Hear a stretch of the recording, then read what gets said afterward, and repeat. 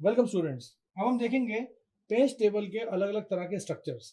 और अलग अलग तरह के स्ट्रक्चर्स में सबसे पहला जो स्ट्रक्चर आ रहा है वो आ रहा है हायरार्किकल पेजिंग का। तो सबसे पहले मैं हायरार्किकल पेजिंग शुरू करने से पहले आपको बता दूं कि हायरार्किकल पेजिंग या इस टाइप के स्ट्रक्चर हम क्यों कर रहे हैं। देखिए, कोई भी चीज़ को अगर व्यवस्थित करना है, कोई भी चीज़ का अगर ढांचा तैयार करना है, इसका मतलब कोई ना कोई परेशानी आई होगी तभी हम कर रहे हैं। तो ये मतलब यहाँ पे ये है कि बहुत सारे आजकल के जो सिस्टम है, बल्कि आप तो खैर ज़माना और आगे बढ़ गया है, लेकिन लॉजिकल एड्रेस स्पेस जो है वो 2 रेस्ट पावर 32 से 2 रेस्ट पावर 64 इसकी रेंज होती है। मतलब 2 रेस्ट पावर 32 से 2 रेस्ट पावर 64। अब तो मेरे ख्याल से और बढ़ गई होगी। इस इन्वायरमेंट के अंदर क्या परेशानी है कि यहाँ पे पेज टेबल जो है वो काफी बड़ा बन जाएगा। क्यों, मैं आपको एग्जांपल देता हूँ। मान लीजिए कोई एक 32 बिट लॉजिकल एड्रेस स्पेस है और उसके अंदर पेज साइज जो है वो 4 KB का है। 4 KB का मतलब क्या होता है? 4 KB का मतलब होता है 2 रेस्ट पावर 12। 4 KB। अब जाहिर सी बात है, यहाँ पे अगर इस हिसाब से अगर आप चलोगे तो पेज टेबल क्या हो जाएगा? पेज टेबल के अंदर 1 मिलियन एंट्री हो जाएगी। और 1 मिलियन का मतलब ये होता है 2 rest power 32 upon 2 rest power 12। इतनी एंट्रीज हो जाएंगी। इसको आप सॉल्व करोगे तो 1 मिलियन के आसपास ही आएगा, बल्कि ज्यादा ही निकल जाएगा। अब हर एक एंट्री पे 4 बाइट है। और प्रोसेस को क्या कितना कितना चाहिए? प्रोसेस को चाहिए कम से कम 4 MB। 4 MB की स्पेस चाहिए। अब आप खुद सोचो कि फिजिकल एड्रेस स्पेस जो है 4 MB का चाहिए और पेज टेबल आपका इतना बड़ा है, तो ये बड़ा हेक्टिक हो जाएगा। मतलब आप खुद सोचिए कि आपकी किताब का साइज बड़ा होता जाए तो एक सर्टेन अमाउंट होगा ना, जिसमें जितने में बैग में आ पाए हो। बहुत ही बड़ी सारी किताब दे दी मैंने आपको, 10,000 पन्नों की या 50,000 पन्नों की, तो आप या 1 लाख पन्नों की, तो आप कोई बैग में रख पाओगे? आप कहोगे सर इसके लिए ट्रॉलर ला के दीजिए मुझे। तो हायरार्किकल पेजिंग क्या थी कि पेजेस का जो इतना बड़ा साइज और इतना बल्कि बनाने के बाद जो पेज टेबल था वो काफी बड़ा हो जाता था। तो हायरार्किकल पेजिंग ने इसका क्या करा, थोड़ा सा एक सोल्यूशन दिया छोटा सा। उन्होंने ये कहा कि एक काम करो, ऐसा मत करो कि इन सबको एक साथ मत रखो। उन्होंने कहा कि इसका सिंपल सा सोल्यूशन है कि पेज टेबल को डिवाइड करो स्मॉलर पीसेस के अंदर। आप देख सकते हैं डायग्राम में, यहाँ पे दो तरह के आपको पेज टेबल दिख रहा है। पहला दिख रहा है आउटर पेज टेबल, उसके बाद दिख रहा है एक इनर पेज टेबल जिसके अंदर और बहुत सारे पेज टेबल्स हैं, और उसके बाद मेमोरी में मैपिंग हो रही है। मतलब सबसे पहले आप क्या करें, एक छोटा सा इंडेक्स निकालें जेब में से, उसमें 10 आइटम लिखे हुए हैं, उसमें से आइटम सेलेक्ट करें। हाँ ठीक है, आइटम नंबर 8। फिर आपके पास 10 अलग अलग तरह के टेबल्स और रखे हुए हैं, उनमें से क्योंकि यहाँ से 8 सेलेक्ट करें तो वहां से 8वें नंबर पे उंगली रखें, उसको उठाएं, वो उसमें से पढ़ें और फिर लोकेशन पे जाएं। तो ये हो गई two level page two level page table scheme, इसको ऐसा बोलेंगे। क्योंकि एक इसका आउटर पेज टेबल है और एक इनर पेज टेबल है। मतलब उसको ये भी बोलते हैं पेज ऑफ पेज टेबल, ये भी बोला जाता है कभी कभी। अब यहाँ पे ये एकम्प्लिश कैसे होता है? ये टू लेवल की जो पेजिंग एल्गोरिथम है, ये चलती कैसे? ये चलती ऐसे है कि यहाँ पे जो लॉजिकल एड्रेस स्पेस है ना, उसको डिवाइड किया जाता है दो पार्ट्स में। एक होता है पेज नंबर जो कि 20 बिट का होता है, और एक होता है पेज ऑफसेट जो कि 12 का होता है। फर्दर मोर यहाँ पे जो पेज नंबर है जो 20 बिट में आपने कन्वर्ट करा है, उसको दो पार्ट्स में और तोड़ा जाता है। उसको बोला जाता है P1 एंड P2। आप देखेंगे यहाँ पे आपको दिख भी रहा होगा कि P1 का साइज है 10, P2 का साइज भी 10, और D जो है ऑफसेट वैल्यू उसको 12 अलग रख दिया। अब इसको, इस छोटे से डायग्राम को अगर हम समझाएंगे और आगे, मतलब क्या है, हम इलेबोरेट करके जूम कराते जाते हैं, जूम इन कराते जाएंगे आपको। अभी तो जूम आउट पे चल रहे हैं। तो देखिए, P1 जो है वो इंडेक्स है आउटर पेज का, और P2 जो है वो डिस्प्लेसमेंट है with in the outer page. मतलब P1 में आपने क्या देखा कि भाई आउटर पेज वाला टेबल है, उसमें जो एंट्री लिखी होगी उसके बाद जो भी एंट्री लिखी होगी वो किसी एक पेज टेबल पे फिर लेके जाएगी, मतलब किसी दूसरे पेज टेबल पे लेके आएगी। उस पेज ऑफ पेज टेबल पे जाओगे, फिर आपको अगली एंट्री मिलेगी। तो P1 और P2 में तो आप यही करते रहोगे। तो एड्रेस ट्रांसलेशन मेथड का जो आर्किटेक्चर है वो भी हम देखेंगे इसको, और इस स्कीम को कहते हैं फॉरवर्ड मैप्ड पेजिंग। इसमें क्या होता है कि चीजें एक तरफ से दूसरी तरफ, आगे की तरफ मूव ऑन करती हैं। पेंटियम 2 इसका आर्किटेक्चर यूज भी करता था। खैर, एक और डायग्राम आपके सामने आ गया होगा जिसमें लॉजिकल एड्रेस दिए हुए हैं। लॉजिकल एड्रेस से आपने निकाला सबसे पहले outer page table. Outer page table में P1 की एंट्रीज होंगी, उसके बाद फिर उसमें से कोई सा एक सेलेक्ट होगा, और उसके बाद आप जाएंगे अगले पेज टेबल पे जो कि पेज ऑफ पेज टेबल होता है, उसमें P2 सेलेक्ट होगा, और उसके बाद जाके फर्दर में आप अगले पेज नंबर पे जाएंगे जिसपे आपको डेटा मिलना है। ये था एक सिंपल सा तरीका हायरार्किकल पेजिंग का। नेक्स्ट आता है हैश्ड पेज टेबल। अब हैश का मतलब क्या होता है? हैश का मतलब जो मैं जानता हूँ ना, हैश का मतलब होता है नंबर। हैश का मतलब होता है, जैसे मान लीजिए मैंने बोला कि भाई मैं हाउस नंबर सपोज 56 में रहता हूँ, तो 56 इज माई हाउस नंबर, जो कि उस कॉलोनी, उस लोकेलिटी के अंदर अकेला होगा, और मल्टीपल एंट्रीज नहीं होंगी। अच्छा, अब 56 नंबर का एक और कोई है तो उसके आगे ABCD कुछ लगा हो सकता है?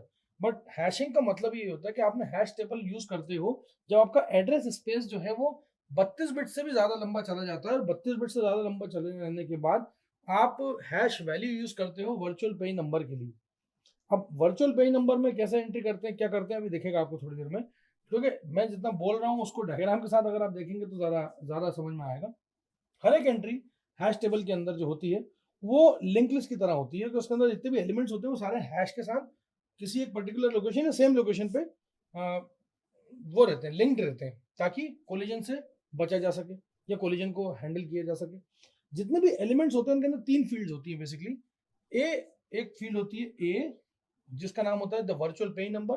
फिर होती है बी, उसके अंदर क्या होता है the value of the page mapped page frame. और उसके बाद होता है C, pointed to the next element in the link list. पहला क्या होता है वर्चुअल पेज नंबर, दूसरा होता है उस जो भी आप पेज फ्रेम जो भी मैपिंग करी है आपने, मतलब जो भी पेज नंबर उसके करस्पॉन्डिंग जो भी पेज फ्रेम की जो मैपिंग करी है वो उसका नंबर, उसके बाद मतलब उसकी वैल्यू, और उसके बाद होता है नेक्स्ट एलिमेंट का पता, pointer to the next element. अब ये एल्गोरिथम जो है उसका वर्कफ्लो क्या होता है, उसका वर्कफ्लो ऐसा होता है, यहाँ पे वर्चुअल पेज नंबर होता है वर्चुअल एड्रेस के अंदर, और उसको हैश किया जाता है हैश टेबल से। फिर वर्चुअल पेज नंबर को कंपेयर किया जाता है फील्ड नंबर ए से। फील्ड नंबर ए कौन सी है, फील्ड नंबर ए है वर्चुअल पेज नंबर, ठीक है। उसको कंपेयर किया जाता है किससे, first element of the link list से। अगर मान लीजिए वो मैपिंग हो जाती है या मैचिंग हो जाती है तो उसके करस्पॉन्डिंग जो भी पेज फ्रेम होगा वो दे दिया जाएगा। और अगर मान लीजिए और जो भी उसका डिजायर्ड उसका फिजिकल एड्रेस है वो जाने उसका काम जाने। लेकिन मान लीजिए कि अगर मैचिंग नहीं होती तो जो भी उसके अलावा जो सब्सिक्वेंट उसकी एंट्रीज होती है लिंक लिस्ट में उसको सर्च किया जाता है और मैचिंग बिठाई जाती है वर्चुअल पेज नंबर से। इस स्कीम को समझने के लिए आप ये डायग्राम को देखेंगे ध्यान से। ये डायग्राम क्या कहता है कि लॉजिकल एड्रेस आया पी और यहाँ पे डिस्प्लेसमेंट आया डी। यहाँ पे पी से सबसे पहले हैश फंक्शन लगाया और एक हैश टेबल बनाई। हैश टेबल ने क्या जनरेट करा, हैश टेबल ने क्यूएस जनरेट करा, और जो क्यूएस है वो फर्दर मोर आगे गया और जाने के बाद उसकी मैचिंग कराई गई और उससे निकाला गया पी आर। अब पी आर में से जो आर था वो वैल्यूएबल था, वो और जो डी थे वो इंटरलिंक थे, और उसके बाद हमने क्या करा, वहां से आप फिजिकल मेमोरी में गए। मतलब ये कि अगर आपको ज्यादा परेशानी हो रही हो तो इसका एग्जांपल आप ऐसे ले लें कि पहले के ज़माने में टेलीफोन डायरेक्टरीज होती थी, आसान थी, ठीक है, अच्छी बात है, इंडेक्सिंग थी उसके अंदर भी कि A alphabet, B alphabet, C alphabet से जो लोगों के नाम होते हैं उस हिसाब से जमा था। लेकिन अब हमारे पास मोबाइल फ़ोन आ गया जिसके अंदर हम क्या करते हैं, हैश लगाते हैं, मतलब हैश इन द सेंस हम अगर किसी को टाइप करते हैं नाम उसका, तो आप जैसे मेरे नाम टाइप करेंगे तो IMR लिखेंगे, तो मतलब 3 कीज़ दबाएंगे और काम हो जाएगा। उससे पहले जो हरे बटन वाले फ़ोन आते थे छोटे वाले, उसमें क्या होता था, जैसे आई के लिए GHI, तो आपको GHI मिलता था, शायद की नंबर 4 पे होता था आई गेस, मैं शायद ध्यान से उतर रहा है मेरे, 4 को 3 बार दबाओ तब जाके आई मिलेगा, ठीक है, बस 6 को एक बार दबाओ तो एम मिलेगा। फिर ऐसे करते करते आप आगे तक बढ़ते थे। लेकिन आजकल क्या होगा, स्मार्ट सर्च हो गई, आपने फट फट फट 3 डिजिट दबाए, उतने में वो मतलब इमरान नाम से और जो इमरान नाम के अलावा है और भी 2-4 नाम देने लगता है। फिर आप जितने नंबर ज्यादा IMRAN के लिए ट्राई करोगे तो पूरा ही दे देगा, इमरान नाम के जितने होंगे सारे आपके कॉन्टैक्ट लिस्ट में आ जाएंगे। तो that is what we call hashing, मतलब हैश फंक्शन जो होता है वो यही होता है। तो हैश फंक्शन में आपने हैश नंबर जोड़ा, जो नंबर उसके करस्पॉन्डिंग आएगा वो करस्पॉन्डिंग आके उसको मैचिंग होगी, मैचिंग हुआ तो एड्रेस मिलेगा, नहीं मिलेगा तो नीचे जाएंगे हम अगली लिंक लिस्ट की लोकेशन पे। अब होता क्या है कि इस स्कीम का एक छोटा सा वेरिएशन और प्रपोज हुआ जिसको हम बोलते हैं क्लस्टर्ड पेज टेबल।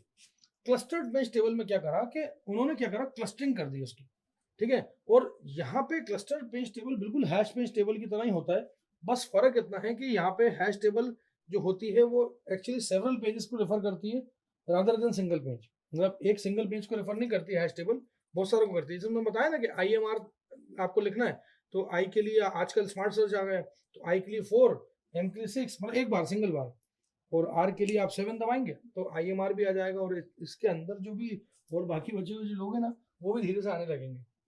अब यहाँ पे सिंगल पेज टेबल की एंट्री को ही हम स्टोर कराना चाहते हैं और हम चाहते हैं कि मल्टीपल फिजिकल जो पेज फ्रेम है वो ना देखें, तो हम क्या है क्लस्टरिंग बनाते हैं। क्लस्टरिंग पेज टेबल जो है बेसिकली क्या करता है, एक स्पार्स एड्रेस स्पेस देता है जिसके अंदर मेमोरी रेफरेंसेस होते हैं और जो बड़े नॉन कंटीन्यूअस स्कैटर्ड फॉर्म में होते हैं पूरे एड्रेस स्पेस के अंदर। तो ये एक छोटा सा तरीका था कि जिसमें हमने ये सीखा कि बेसिकली आप क्लस्टर कैसे फॉर्म करते हो। अब इसके बाद आता है inverted page table. Inverted page table जो होता है वो बड़ा ही मतलब इन्वर्टेड पेज टेबल समझने से पहले मैं आपको बता दूं कि इन्वर्टेड पेज टेबल क्यों आया। क्या होता है कि हर एक प्रोसेस जो होती है वो पेज टेबल से एसोसिएटेड होती है। अब पेज टेबल के अंदर एक एंट्री रहती है और हर एक एंट्री पे एक प्रोसेस लिखी रहती है। अब इसका ड्रॉबैक क्या है इस मेथड का कि एक पेज टेबल के अंदर बहुत सारी एंट्रीज हो सकती हैं और ये टेबल जो होती है ना ये काफी ज्यादा मेमोरी आपकी ऑक्यूपाई कर लेगी फिजिकल मेमोरी के अंदर।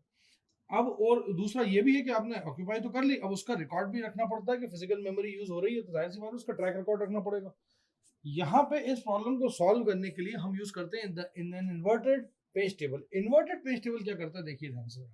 इन्वर्टेड पेज टेबल के अंदर क्या होता है कि एक एंट्री होती है जो कि एक रियल पेज या रियल फ्रेम की होती है मेमोरी के अंदर, और हर एक एंट्री के अंदर वर्चुअल एड्रेस होता है उस पेज का और रियल मेमोरी लोकेशन लिखी रहती है। उसके साथ ही साथ एक इन्फॉर्मेशन होती है जिस इन्फॉर्मेशन को प्रोसेस की इन्फॉर्मेशन होती है जो कि उस पेज को ओन कर रही है। मतलब यहाँ पे ना कि एक पेज होगा, मतलब ना कि एक पेज टेबल होगा सिस्टम के अंदर यूज, उसके साथ ही साथ उस पेज टेबल की फिजिकल मेमोरी लोकेशन भी लिखी होगी। मैं आपको इसका एग्जांपल देने के लिए बिल्कुल सही तरीका जो एग्जांपल है वो ये है कि एड्रेस स्पेस आइडेंटिफायर जो होता है ना वो एक्चुअली स्टोर रहता है पेज टेबल के अंदर और वो इंश्योर करता है mapping from the logical page किसी भी एक पर्टिकुलर प्रोसेस का to the physical page frame. अब है क्या, ये सिस्टम जो है जैसे पावर पीसी, अल्ट्रा स्पार्क, पुराने पीसी हैं ये भी 64 बिट, इनमें ये पेज टेबल यूज होती है, इन्वर्टेड पेज टेबल। इसको समझने के लिए मैं आपको सीधा सीधा एक टेबल दिखा रहा हूँ, यहाँ पे एक डायग्राम दिखा रहा हूँ। उस डायग्राम को गौर से देखिए, इन्वर्टेड पेज टेबल का डायग्राम है। इसमें सीपीयू है, सीपीयू ने एड्रेस जनरेट करा और वहां पे दो नहीं तीन चीजें दिख रही हैं आपको। एक दिख रहा है पीआईडी, पीआईडी मतलब प्रोसेस की आईडी। हर एक प्रोसेस की एक आईडी होती है, जब वो एंटर करती है तो आईडी होती है उसकी। फिर उसके बाद उसका पेज टेबल का जो एड्रेस है वो दिख रहा है, उसके बाद फिर डी ऑफसेट वैल्यू दिख रही है। आप देखेंगे पेज टेबल को कुछ इस तरह से डिजाइन किया गया है कि उसके अंदर जो पेज टेबल है उसका जो पेज नंबर है वो और प्रोसेस आईडी साथ में है, मतलब इन दोनों की जोड़ी है और इन दोनों की जोड़ी से जनरेट हो रहा है आई। वो जो आई होगा उससे हम आगे काम करेंगे और उस आई को डी के साथ जोड़ के हम दिखा देंगे क्या, फिजिकल मेमोरी। अब मतलब ध्यान से देखिए, यहाँ पे there will be number of process IDs and there will be number of pages. तो हर एक प्रोसेस आईडी का हर एक पेज से क्या है, लिंकअप है, और वो लिंकअप का मतलब है आई। वो लिंकअप का मतलब क्या है, आई। तो यहाँ पे आपको जो समझना है वो ये समझना है कि इसमें सिंप्लीफाइड वर्जन है इन्वर्टेड जो पेज टेबल का, जो कि IBM RT यूज करता था। और यहाँ पे आपका जो वर्चुअल एड्रेस होता है ना उसके अंदर बेसिकली ट्रिपल होता है। जैसे डबल होता है, डबल के आगे क्या होता है, ट्रिपल। पहला होता है इसमें प्रोसेस प्रोसेस आईडी, दूसरा होता है पेज नंबर, और उसके बाद होता है ऑफसेट। ये बेसिकली क्या है, ये टपल्स होते हैं ना, जैसे उस टाइप के टपल्स हैं, बेसिकली ट्रिपल्स हैं। तो ये ऑफसेट, ठीक है। अब यहाँ पे देखिए, ध्यान से देखिए, ऑफसेट को तो अभी साइड में रखिए, हम इन्वर्टेड पेज टेबल के अंदर प्रोसेस आईडी और पेज नंबर पे बात करते हैं, इस डबल पे बात करते हैं। ये प्रोसेस आईडी और ये जो है ना बड़ा इंपॉर्टेंट रोल प्ले करते हैं एड्रेस स्पेस स्पेसिफायर के अंदर। जब मेमोरी रेफरेंस ऑकर होता है, जब मेमोरी रेफरेंस आई होता है, तो ये वाला पार्ट जो होता है ना वर्चुअल एड्रेस का, जिसके अंदर प्रोसेस आईडी और पेज नंबर लिखा है, ये प्रेजेंट किया जाता है मेमोरी सबसिस्टम को, और यहाँ से जनरेट होता है इन्वर्टेड पेज टेबल का सर्च। अगर मान लीजिए वो सर्च होती है, वो सर्च मिलती है, तो हम इन दोनों के बदले क्या लिख सकते हैं, यहाँ पे हम लिख देते हैं यहाँ पे आई, स्मॉल आई। और ये जो आई है ये अगर मिल गया तो आई और ऑफसेट मिलके क्या करेंगे, आपका फिजिकल एड्रेस के अंदर जगह ढूंढ लेंगे। लेकिन अगर नहीं मिला तो फिर वो एक इलीगल एड्रेस माना जाता है, इलीगल एड्रेस का अटेम्प्ट माना जाता है, जिसमें इन दोनों का कॉम्बिनेशन जो है वो मिला नहीं और आई जनरेट ही नहीं हुआ। खैर, मतलब इसका मतलब इन दोनों की कॉम्बिनेशन की एक टेबल होती है जो कि आई की इंफॉर्मेशन रखेगी कि विच आई इट इज। अब यहाँ पे आई की वैल्यू जो भी होगी वो डिपेंड करेगी कि यहाँ पे इसकी डिक्शनरी क्या कहती है। मतलब मेरा कहने का मतलब ये है कि अगर मान लो मैंने आपको पहले से ही एक स्कीम बता दी है कि प्रोसेस आईडी जो है वो कोई भी XYZ प्रोसेस आईडी है वो XYZ पेज नंबर से मिलती है, तो बनेगा डबल ई, तो that double E will be your I. फिर कोई सी एक प्रोसेस आईडी उठाई और फिर कोई सा पेज नंबर उठाया, वो मिलके बनेगा 13, तो 13 विल बी योर आई। तो एक कॉम्बिनेशन जो है सेट का कॉम्बिनेशन वो मैंने पहले से दे रखा है, पहले से ही बता रखा है। इससे जनरेट हुआ, अगर मिल गया उस लिस्ट के अंदर तो ठीक है, नहीं मिला तो वो कहेगा नहीं ऐसा कुछ नहीं है हमारे पास, आप इसकी या तो एंट्री करवाइए नहीं। ये एग्जैक्टली वैसा का वैसे ही जैसे कंपाइलर आपका जब प्रोग्राम रन कराता है ना, तो वो देखता है कीवर्ड्स को, वो कीवर्ड अगर मिल जाते हैं अगर लेक्सिकल एनालाइजर के पास तो उसको एक्सेप्ट बोल देता है, अगर नहीं मिलते तो क्या बोलता है, रिजेक्शन बोल देता है। तो रिजेक्शन बोलने का मतलब ये है कि वो एंट्री मिली नहीं। मैं आपको अगर बोलूं कि डिक्शनरी में से कोई सा वर्ड जो है उसका मायने कल मुझे बता के आइए, तो आप जाएंगे उस वर्ड को ढूंढेंगे, अल्फाबेटिकली ढूंढेंगे, अगर मिल गया तो ठीक, मतलब बताएंगे, नहीं मिला तो आप मुझे ही कह देंगे सर आप पागल हो गए, आपको नहीं मालूम, वर्ड है ही नहीं ऐसा कुछ, इनवैलिड वर्ड है। तो इनवैलिड होना डिपेंड करता है कि डिक्शनरी का सही होना और आपका डिक्शनरी को सही से पढ़ना। वैसे ही वैलिड होने के लिए आपका सही तरीके डिक्शनरी को पढ़ना और उस डिक्शनरी का भी वैलिड मतलब दिखाना उसमें, और वर्ड मिल गया तो मतलब भी दिखाए। तो ये आई ऐसे जनरेट नहीं होता कि आंख बंद करके जनरेट हो गया, आई इन दोनों के कॉम्बिनेशन से जनरेट होता है और जिससे ऑफसेट वैल्यू हमारी निकल के सामने आती है। अब ये स्कीम जो है ना थोड़ी सी डिक्रीज करती है अमाउंट ऑफ मेमोरी को, लेकिन साथ ही साथ टाइम बहुत बढ़ा देती है, क्योंकि इसके अंदर सर्चिंग जो है ना टेबल की, वो पेज रेफरेंस के हिसाब से काफी ज्यादा हो जाती है। इस प्रॉब्लम को ओवरकम करने के लिए हम लोग हैश टेबल अगर इसके अंदर इंप्लीमेंट कर दें तो हमारी कुछ हद तक मतलब एक या कुछ थोड़ा बहुत पेज टेबल की एंट्री जो है वो उससे संभली जा सकती है, उसमें हैशिंग करके रख दी हमने तो हो गया काम। तो ये थे तीन तरह की अप्रोचेस जिनके अंदर हमने सबसे पहले हायरार्किकल पढ़ा, जिसके अंदर हमने क्या किया, आउटर पेज टेबल बनाया और इनर पेज टेबल बनाया और हमने काम किया आगे तक।